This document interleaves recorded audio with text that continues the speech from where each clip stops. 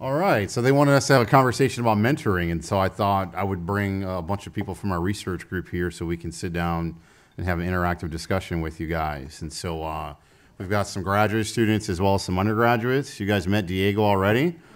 In addition, we've got Dae Kang here, who's a PhD student in bioengineering, Joanne Shin, master's student in electrical engineering, Justin Tantianglock, who's a PhD student in computer science.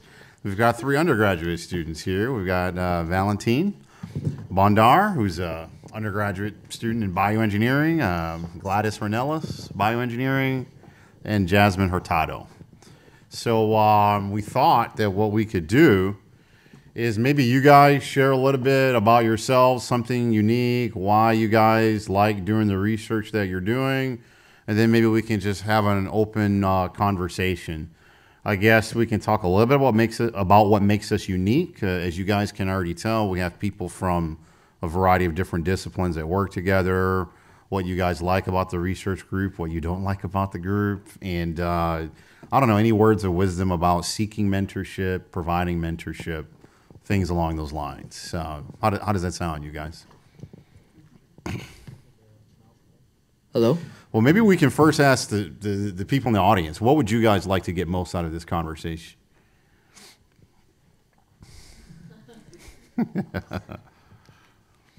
Well, I guess in that regard, we will just give you guys your soapbox and let you guys chat.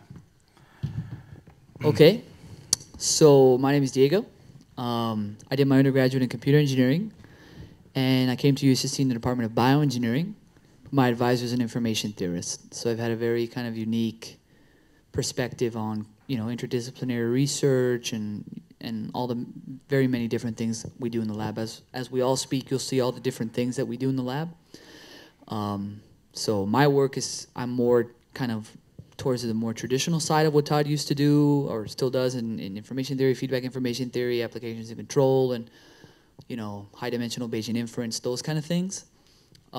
With applications, we're always, if there's one thing I'd say that the lab is very application-driven. And so even to the point of developing new theory when a new application calls for it. And so that's one very unique perspective that I've learned here in the lab, and the importance of having, come from a very interdisciplinary background to have that perspective. So the best advice I could give in terms of maybe mentoring is to work with, how Todd always says, work with people that you want to work with. There's plenty of smart people in the world, and you don't have to work with a smart person that, you don't like, unless they're Nobel Prize winning mathematicians, of which there are a few. But in general, try to surround yourself with people that kind of encourage your ideas, talk out loud about things, and you iterate through different ideas, some of which might sound stupid, but kind of try to surround yourself in an interdisciplinary environment where ideas come from many different ways that you might have never even thought of. And so that's one kind of thing that I've appreciated in the lab, especially, kind of seeing Todd's unique path as a PhD in information, electrical engineering, information theory, and then now he's in the bioengineering department, so. I'm not sure Diego left anything else for us to say, so I think the night's over. So I'm just going to go over what I do, and then we can kind of go down the line here. So my name is Dae Kang.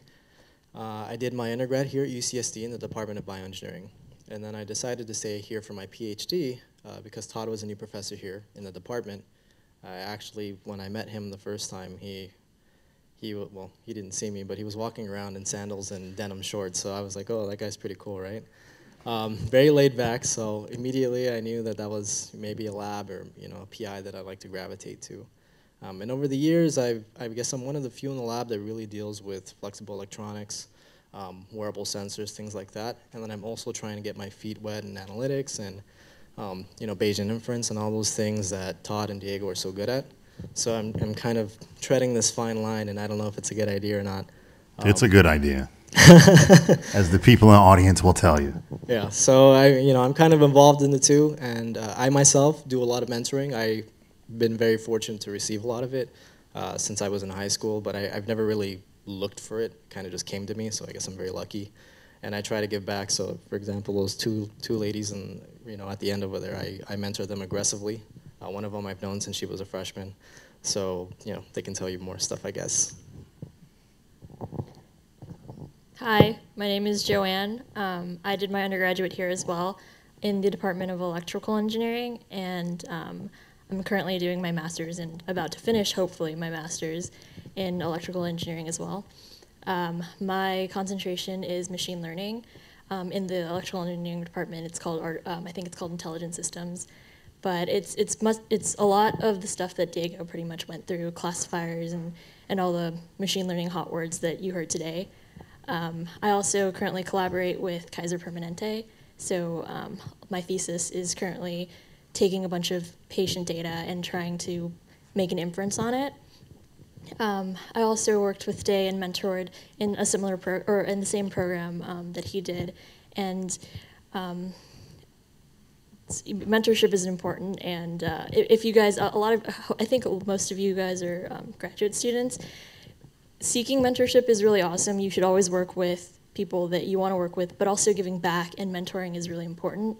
As a female in engineering, I've met a lot of girls that are really shy, and they don't really like going out and asking people for help. And if you go out and look for them, they'll usually be there. And even if they don't ask you for help, it's always nice to offer, and usually they'll appreciate it.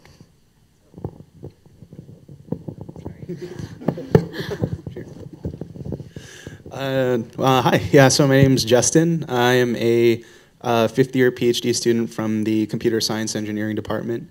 I've been working with Todd for 3.5 years now, so and it's been a great experience. Most of my research since I got to the lab has involved different interfaces for humans to computers. So I started out with explicitly being into brain-computer interfaces and working on applications for that. As Diego said, a lot of our projects are very application-driven, so I was all about the applications and making it look cool, and I'm not as heavy into the theory as they are. But lately I've been just kind of exploring different forms of human-computer interfaces and machine learning kind of to drive those kinds of applications. In terms of like mentoring, I've also been lucky to have a bunch of students come in to work under me who have been extremely talented, extremely intelligent, just like this guy right here. You'll hear from him in a second. Yeah, and people who enjoy being code monkeys like me. Yeah, and I guess in terms of seeking mentorship, when I first tried to approach Todd, I remember he didn't respond to 2.5 of my emails. I say half because I remember I was going to draft a third one, and I said, forget it, I'm just going to walk down to bioengineering and try to catch him. And fortunately, I did. I ran into him as he was coming back from the bathroom. And yeah, and so I guess seeking mentorship, just be persistent, and also try to surround yourself with people of all different kinds of specialties. I think that's one of the greatest things about our lab is how interdisciplinary it is. And I mean, inevitably, no matter how great you are at your own specialty, I feel like every single person in this lab has something to teach me because of our wide range of specialties. And I've certainly learned a lot from everybody at this lab. Because if there's anything better than being smart, or I guess in my case, trying to be smart, there are days where I have my doubts. But the only thing better than that is just getting smarter because of the people you work with. And so I think that's the biggest piece of advice I can give, is make sure that you learn wherever you go. Thank you for that speech. I'm an undergrad, and I've been in Dr. Coleman's lab for a few months now. When I came in, I didn't have a very good idea of what I wanted to work on, and I still don't. But Well, back up here. How did you come into his lab? Did you tackle him on his way back from the back? I wrote him an email, and in an effort to make myself stand out, I wrote down all of the skills that I know, and none of them worked.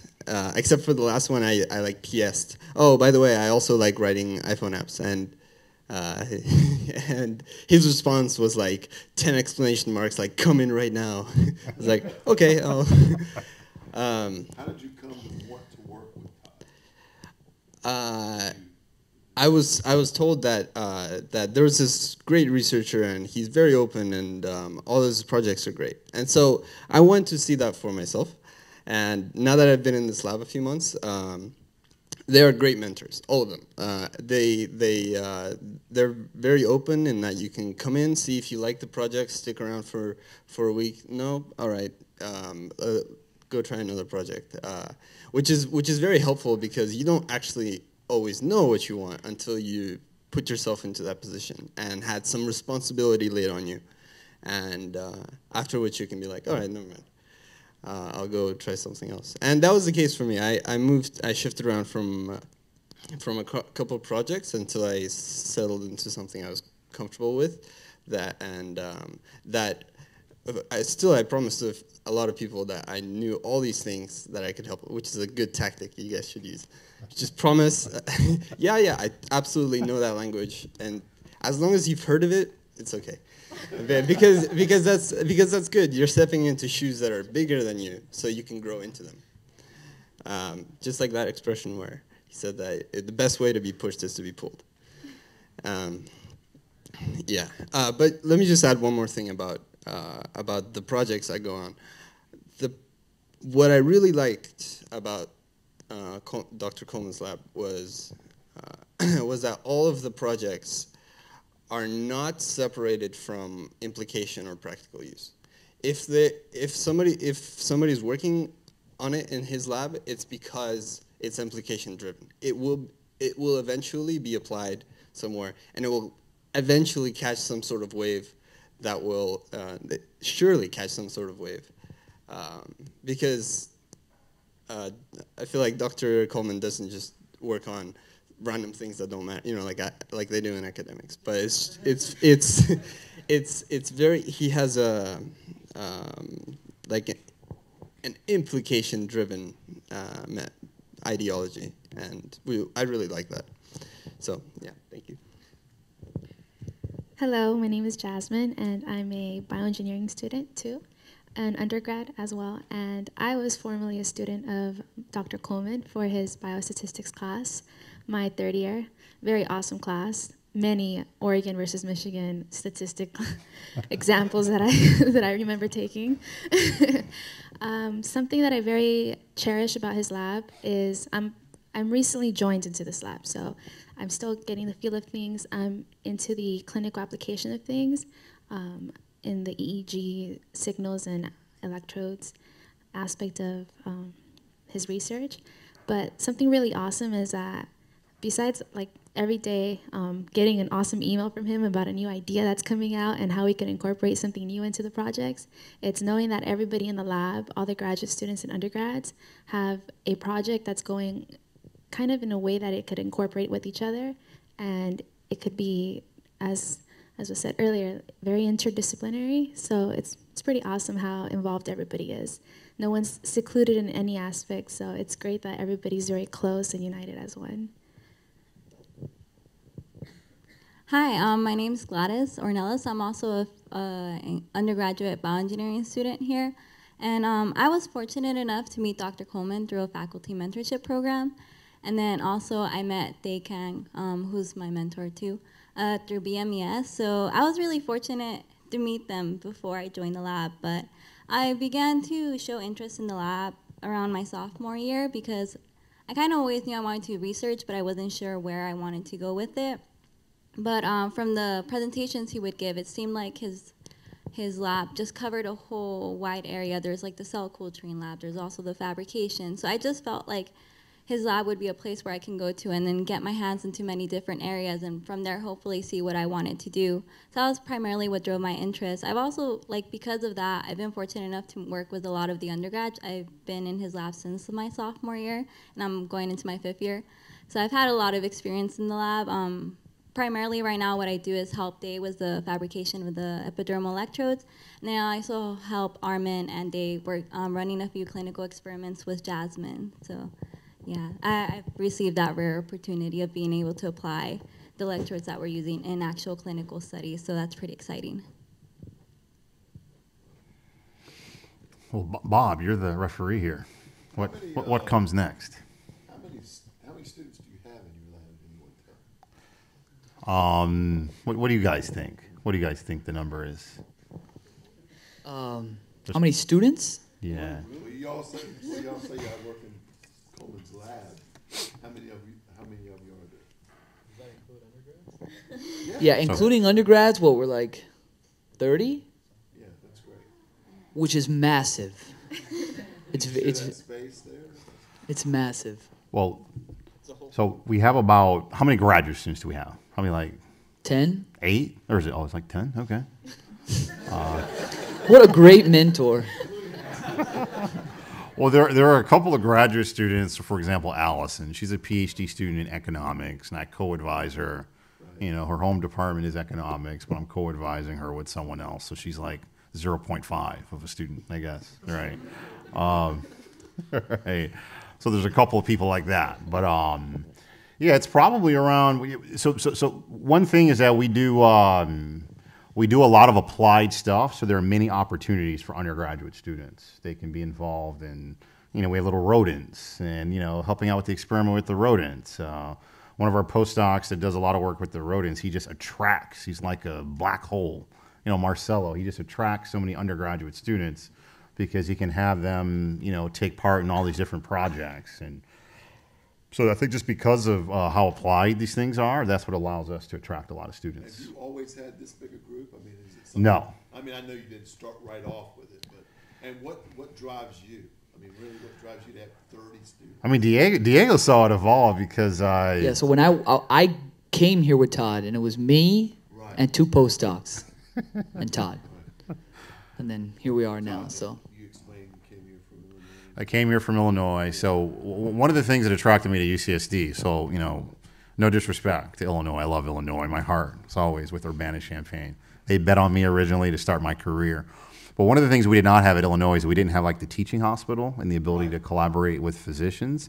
And so, and also when I was at Illinois, I was in an electrical engineering department. And an electrical engineering department does not have space to do biological experiments. They don't have space to do rodent experiments. And as my path evolved from just being an information theorist, then doing a postdoc in information theory and neuroscience. So when I was at Illinois, I was working at the intersection, but I was primarily just a data analysis guy. I would collaborate with neuroscientists, but maybe just as a data analysis guy.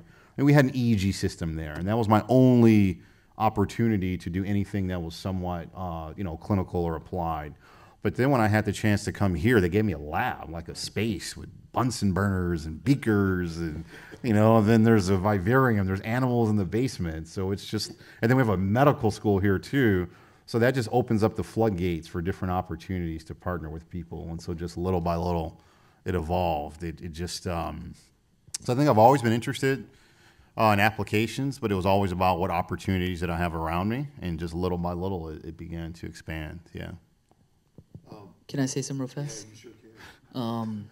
About my schizophrenia, or? No. Well, first of all, we're making Todd sound like really great, probably greater than he is. You guys know the truth is somewhere in between, right? Yeah. Exactly. But I just wanted to say something too, because this is an information theory school, right? So like, to the the theorists out there that don't necessarily want to work with a doctor, that you just like doing pure information theory. From my perspective, one of the things that I've seen, and this is something that I talked to Todd a lot about, is kind of exemplified by what looks like an excellent example of forward thinking when they named the Center for the Science of Information the science of information, as opposed to something like information science or information theory or something like that. And I think that really captures the idea that information theory is relatively young, 1945, but it exploded onto the map, and it really had huge applications and implications in the modern age and in digital communication and things that we all know. But it's almost like it's experiencing a new renaissance, and it's kind of seeing the tools that information theorists develop are growing in fields outside of traditional communication theory. In other words, instead of the bread and butter of normal information theorists, physicists are starting to use information theory concepts. Neuroscientists are starting to use information theory concepts. like the world is growing and there's more and more data, and everybody wants to turn that data into information. Okay, and so information theorists have been doing that for, upwards of 70 years now. So I think there's going to be a growing need for like applied information theory, for information theorists who, say you love proving theorems and things like that, but you're going to be doing so in a different problem area, not the traditional, kind of broadcast network channels kind of things, but say, you're going to be trying to talk to someone who's doing something in neuroscience, and they're going to want to use some kind of tool that captures the flow of information in these complicated networks. And so there's kind of this almost a renaissance and expansion of information theory outside of the traditional field, from my perspective. Before we address that gentleman's question, I want to add one thing. I know some of you guys, because I come from your community. When you think tool, you don't want to be a tool builder because it's vacuous, right? You want to actually do something fundamental. So I guess one of the points I'd like to emphasize in what Diego said is that when information theory applies to other areas, at first glance you might think, well, it's really just a tool. We're just using entropy. But actually, I just give one example for some of the feedback information theory. We got particularly interested in questions of communication in a very formal Shannon theoretic sense of a message point in a continuum with feedback. It's something that the community had not thought a lot about because it was not the application. So these are still theorems, new stuff. There's a theory of optimal transport, really interesting new fundamental theory, but that theory would not have been developed had it not been for this application. So definitely information theory from a tool building perspective is there.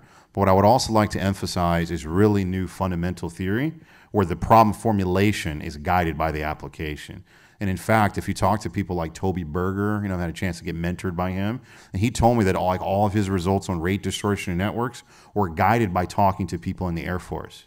Tom Culver will tell you the same thing, rest in peace. So a lot of even the forefathers of information theory, the guys who developed some of the most powerful theorems, the formulations were guided by other applications. And so that's just a point I would like to emphasize, not only as a tool, but really the application guiding the theoretical formulation. I believe you had a question, my friend. We can hand him a microphone, actually.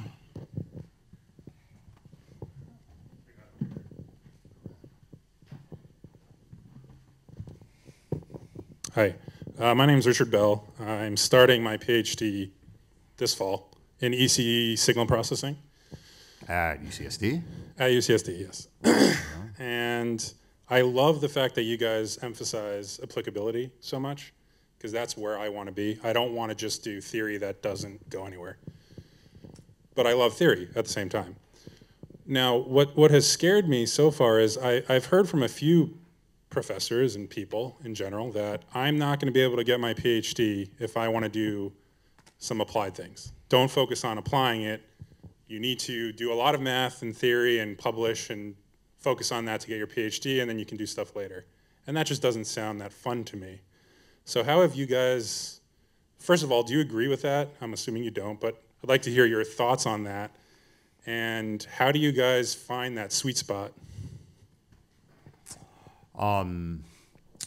It's an interesting question, right? I think there are, even if you look within the information theory community, there are very different types of information theory people. I think a lot of us forget, but do some of you guys know who Michael Luby is? Who, started Digital Fountain, which got acquired by Qualcomm. So he was a guy who was always motivated by applications and built some of these, repeater codes with very strong theoretical properties that the coding theorists of the world loved, but also had recursive structure and could be implemented in networks. And so they created Digital Fountain. It was very successful, and it got acquired by Qualcomm. Also let's think about Irwin Jacobs, the godfather of wireless. Some of you guys probably still have that book, Principles of Communication Engineering, Wozencraft and Jacobs, the big red book. So, these are people who are, serious intellectuals, hardcore theorists, but who are also were motivated by application. Another example is David Forney, another Shannon winner, right? And he started Codex and he ended up being a vice president at Motorola, so on and so forth. So if you take a look at the information theory community, there are quite a few people who really, who are some of the most well-respected theorem provers.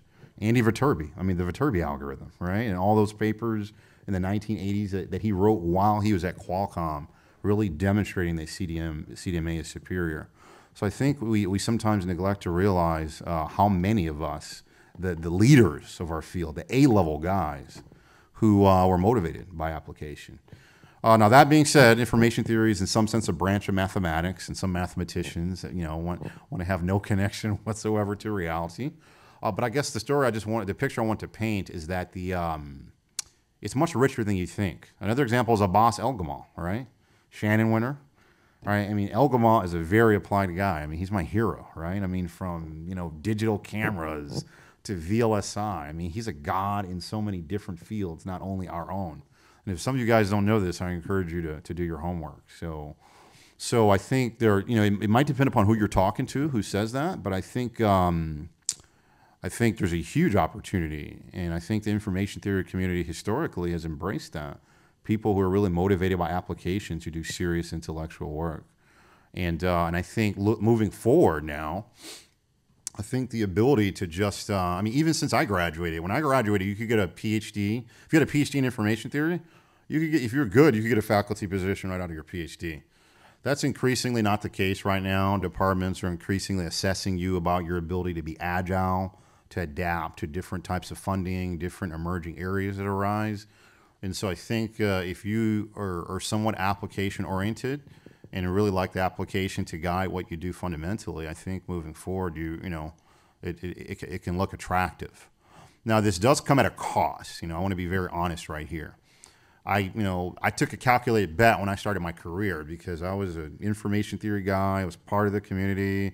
A lot of people were asking me, Todd, why did you go and do a postdoc in neuroscience? Like you're taking a big risk. What if that doesn't work out?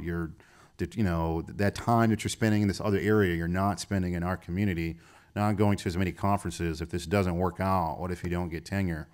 So there were some people that cautioned me about this, and I think everyone likes to think about interdisciplinary as it's kind of the future, but how is it assessed? How are you measured in order to get promoted, so on and so forth? I think being able to secure a faculty position, being interdisciplinary, is easier. I think getting promoted to get tenure is still harder because what they do is they either get letters from area A or they get letters from area B. If you're working in both, the guy in area A will say, well, I'm not familiar with all of his work, so maybe you can talk to people in area B. And then the guy in area B says the same thing and vice versa. So in general, what I've learned is that if you want to be interdisciplinary, and the students in our lab know this very well, there has to be, I always look at it's like playing basketball when you pivot. You have one anchor foot and you move the other foot around with the ball. You have to have your sort of one area which clearly is your home as you start to explore others.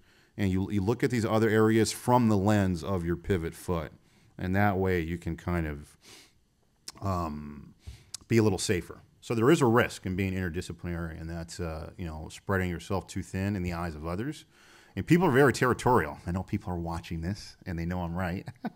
Even Abbas Elgamal, right? The information theory community was a little pissed at him when he walked away from the IT community. Notice he didn't win the Shannon Award until after he came back and was consistently there for a while. And I think part of that is just human behavior. People are communities, and people want to feel like either you're with us or you're with them. You can't be with both, right? So there's this monogamy, right? And so there is a little bit of that takes place, but you also have to be willing to take a risk. And so I was like, you know what?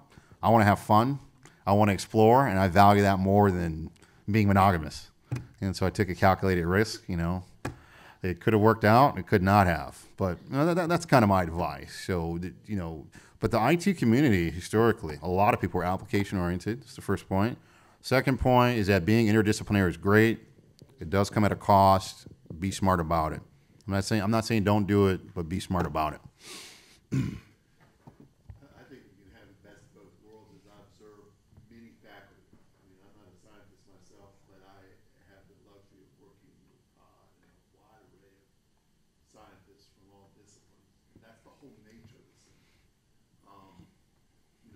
Researchers that can get really, really defined on a particular thing.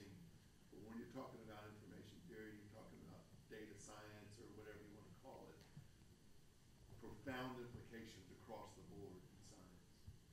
And so you're going to do a research project that's going to in on one small part of that, but there's no reason in the world why you can't have the advantage of working in an interdisciplinary, and in fact, and Todd can speak more to this, and,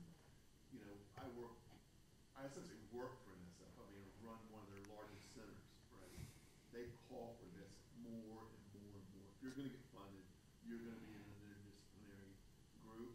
You're going to be looking at complex problems that are, across the board, things that many disciplines would consider, and one can inform the other. And that's probably the beauty of when you get back and you talk about, here's Todd, he's into a lot of different things and working with a lot of students, but he'll sit down and he'll listen to a theorist. They'll talk to each other and they'll learn something and they'll build better for it.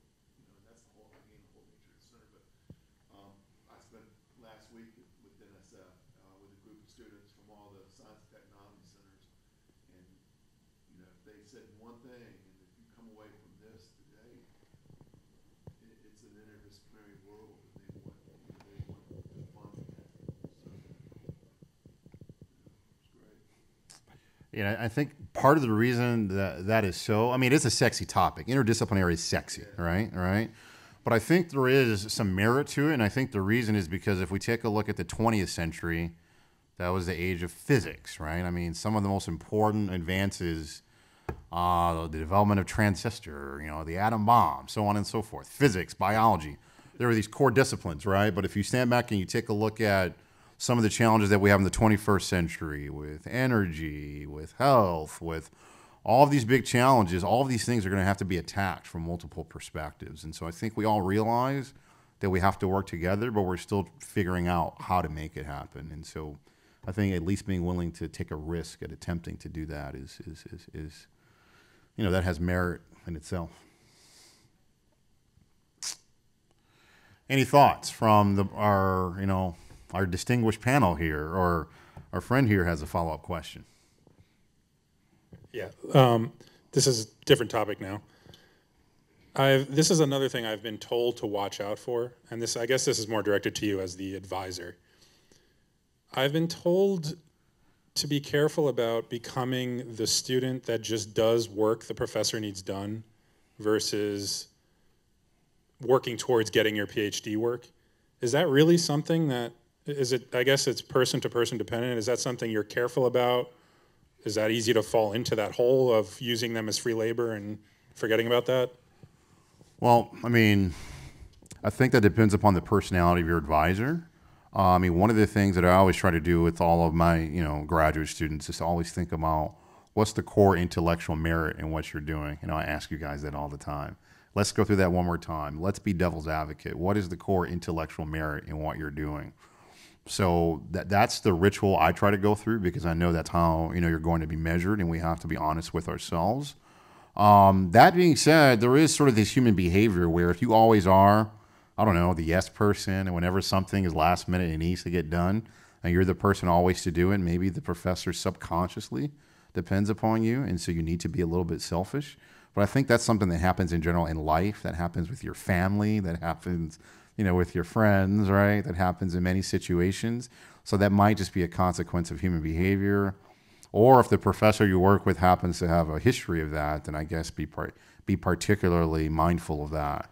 But I think one of the most challenging things, I remember when I was a graduate student, one of the most challenging things that's required of your maturity is that when you go from just being told to work on this project to you really seeking out what is exciting and how you go through the process of formulating a problem and doing that. So typically, at least in electrical engineering, where there's a master's degree, the master's thesis is kind of handed to you, at least the high-level sketch. There's still some things you need to develop, but it's somewhat handed to you, and that kind of gets your feet wet at, actually implementing something, proving your first theorem, but within the context of something that the professor knows is kind of works. They've kind of already thought 3 steps ahead, and they can kind of see where it's going, but they need you to do it. But then when it's time for a PhD, that really should be something that you sort of really led and sort of thought through, and that's really your time to really develop it from scratch. That's at least the way it's supposed to be. So, but again, this totally depends upon your relationship with your advisor. I guess that's one piece of advice that every advisor is different. So, you know, keep that in mind and make sure that you have a good working relationship and your personality works well with theirs. Diego, it sounds just like to you have add something to say. that, as a senior grad student, I've seen that happen to a lot of people. So from the student perspective, it happens a lot from what I've seen, because that's very closely tied to issues of funding. And so if a professor has money in area A, then, you know, you kind of have to like work in area A, but then if that quickly, you know, funding works, and like I know a guy, you know, in biology that this happened to a lot. And so, you know, this project went and he had to work there, and then this project went and, you know, boom, he had to work in B, and then this project went, he had to work in C, and next thing you know, he's like, I can't tie them all together, what do I do?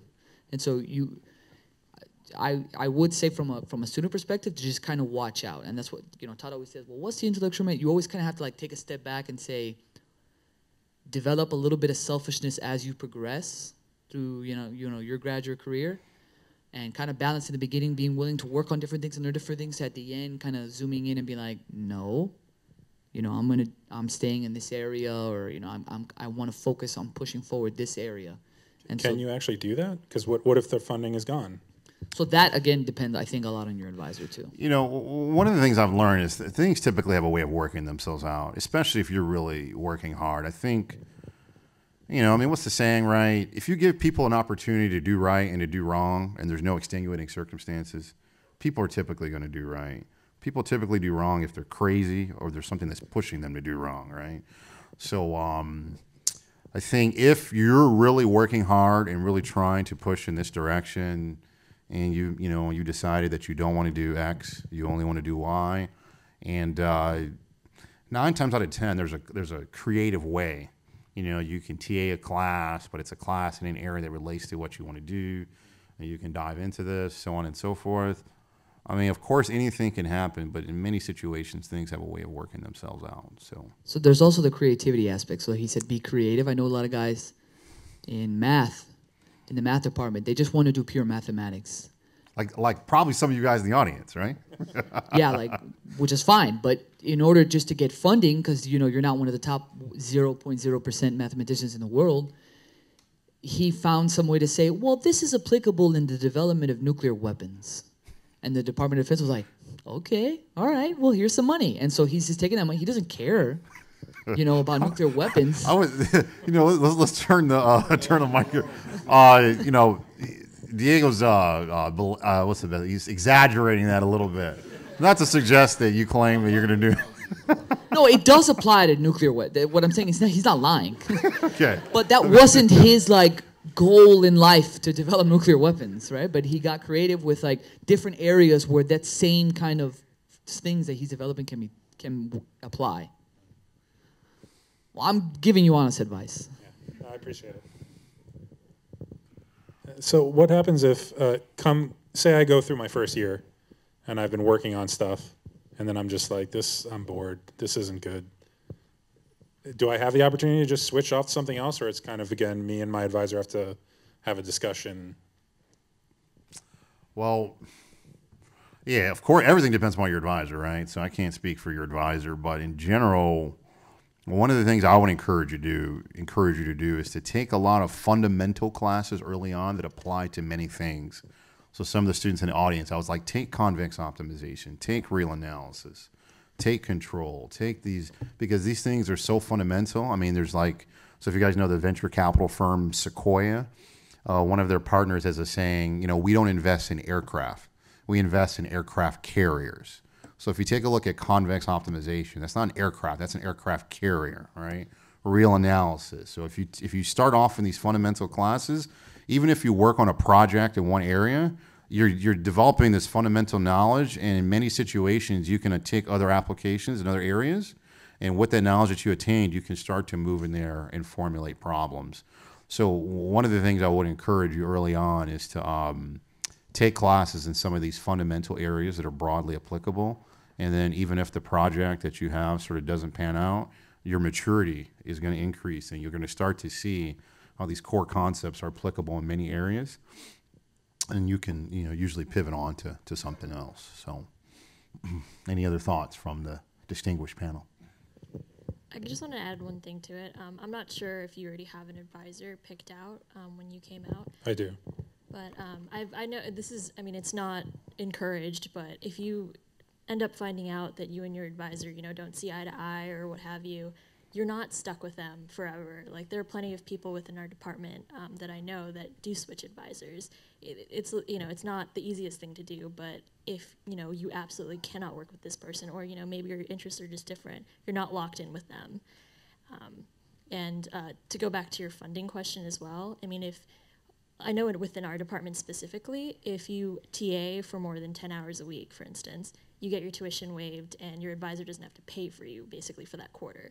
So you're kind of free to kind of roam around looking for other advisors if that's what you want to do. And it's fairly easy to get a TA-ship. Well, we talked about this last week, didn't we, Diego, about, it's, and yeah, your advisor is going to be the most important, but build your team. You're not going to have one advisor, you're not going to have one mentor. They call it a board of directors. Who's going to be on your board of directors? Right? And that need not be someone at your university. Right. It could be. Where you need to be.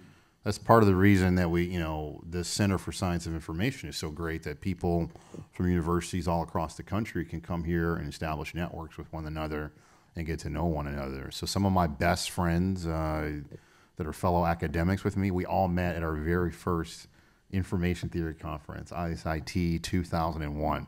It's kind of just like your freshman year in orientation and you meet your best friends. The same things happen. So these types of opportunities are great for building your network with fellow peers who are going to be colleagues one day, professors from other universities, postdocs, grad students from other universities. So when Bob mentions your board of directors, it doesn't have to only be other professors in the same department at the same university you're at. So remember that.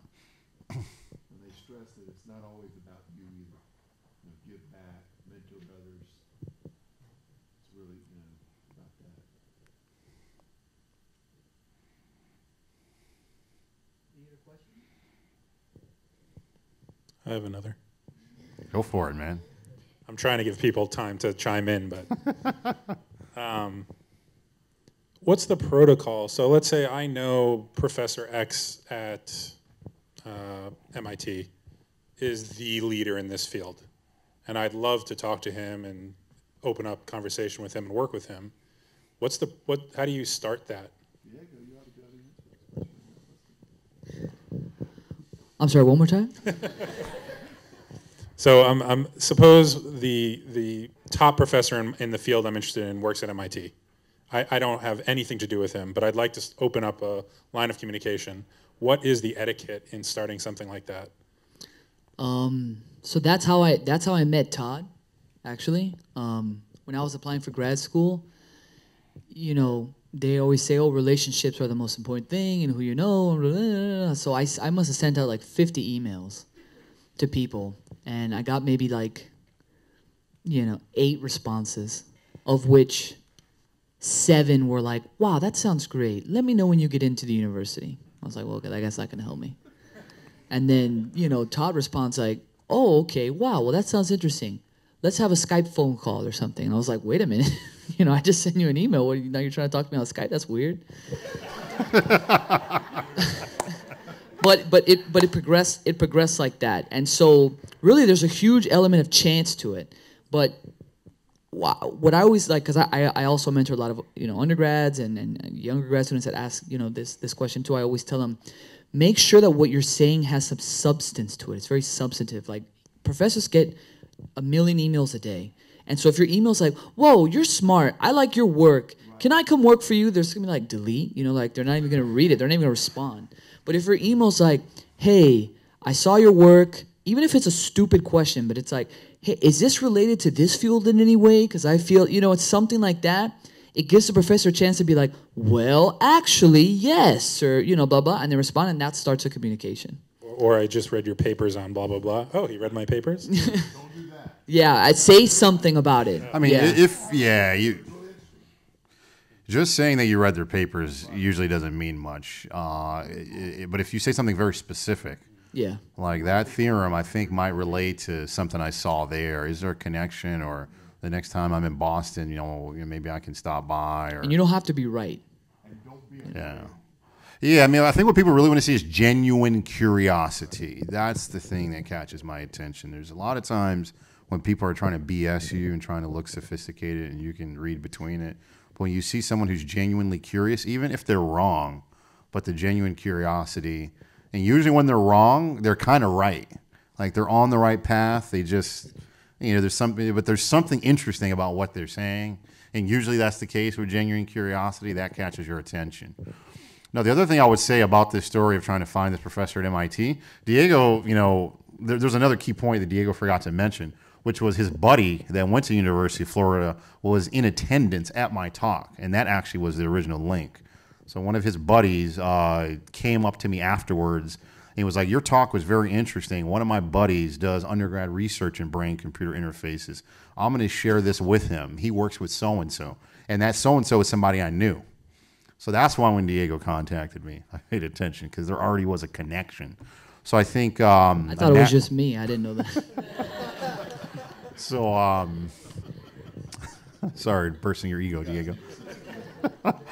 But if this MIT guy, right, if you can, is there somebody, do you know one of his students?